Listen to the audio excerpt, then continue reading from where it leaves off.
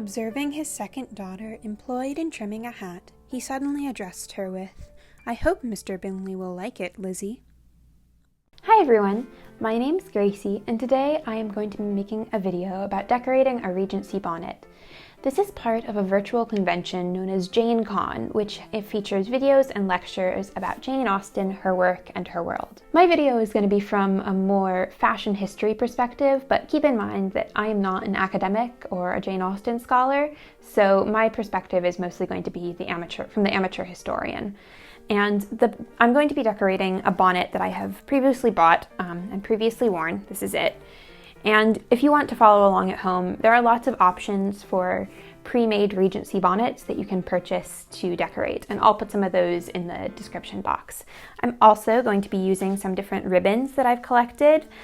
This is a rayon and this is some silk ribbon, and I want to use both of these ribbons to kind of show that your materials don't have to be perfectly accurate. This rayon ribbon it's nice and shiny and stiff, and it is a good facsimile for a Regency silk ribbon, whereas this is also silk and it's also nice. So I just want this to be kind of a informative video about how I'm going to go about decorating this bonnet, and I'm also going to talk as I'm decorating a little bit about the different styles that you see and how I figured out what I wanted my bonnet to look like.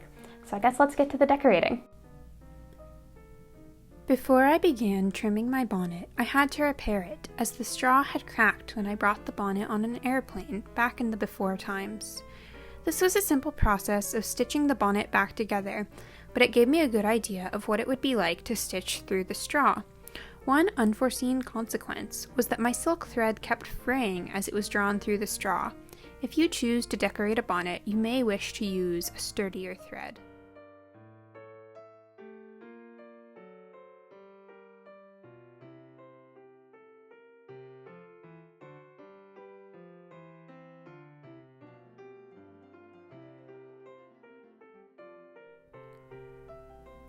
I wanted my bonnet to be fashionable for the late 1790s, and one trend that I noticed on images of straw bonnets from this period was ribbon binding around the brim of the bonnet.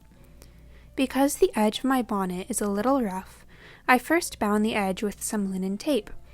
I found that using paper clips to secure the linen tape in place as I was sewing was helpful because it was difficult to pin through the straw. Because this layer of tape will be covered by colored ribbon, I wasn't too picky about the neatness of my stitching here.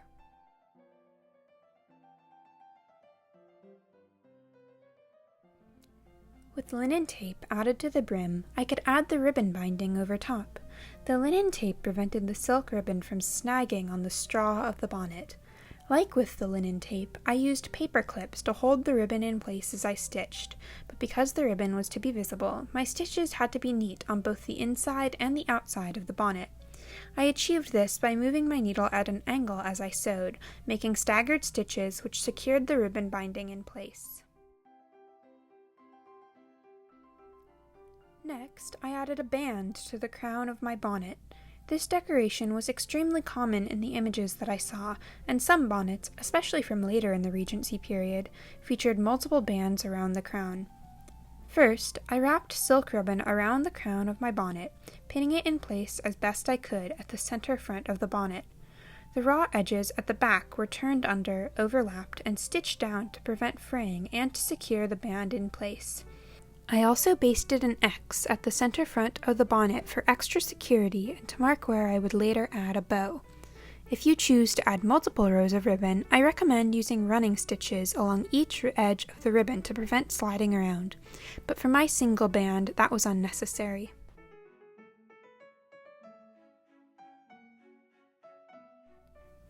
As I was looking at various illustrations of 1790s straw bonnets, I noticed an interesting decoration where the ribbon used to secure the bonnet under the chin was wrapped across the top and down the sides of the bonnet, perpendicular to the band around the crown.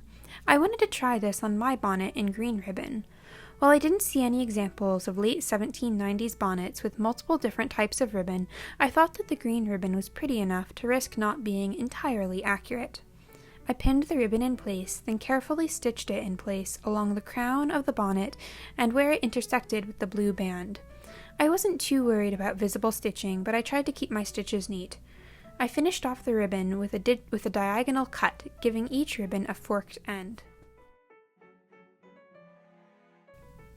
My last step was making a posy to decorate the front of my bonnet. Many of the bonnets I looked at had some sort of bow or flower at the center front, ranging from the simple to the elaborate. I chose to make a more elaborate posy, making a 4-looped bow and decorating it with paper flowers.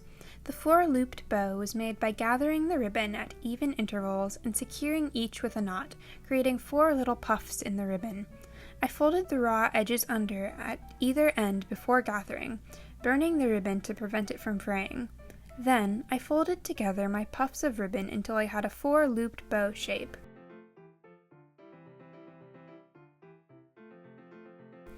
The paper flowers were attached to small wires, which I curled into loops, cutting off the excess so that they could be attached as one would attach shank buttons. I secured the flowers to the center of the bow, stitching through the paper in places to prevent them from falling off. Then, I stitched the posy to the center front of my bonnet where I had basted an X, securing it with a few stitches and tying off the thread. There are many other decorations you could add to your bonnet, including feathers, veils, ruffles, and other trims. Pinterest and museum websites have a wealth of resources to get your creative juices flowing. If you are inspired to decorate a bonnet after watching this video, I would love to see it. Tag me on Instagram where I'm at Gracie Sews, and don't forget to check out the rest of the videos that are part of JaneCon. I will link the playlist in the description box.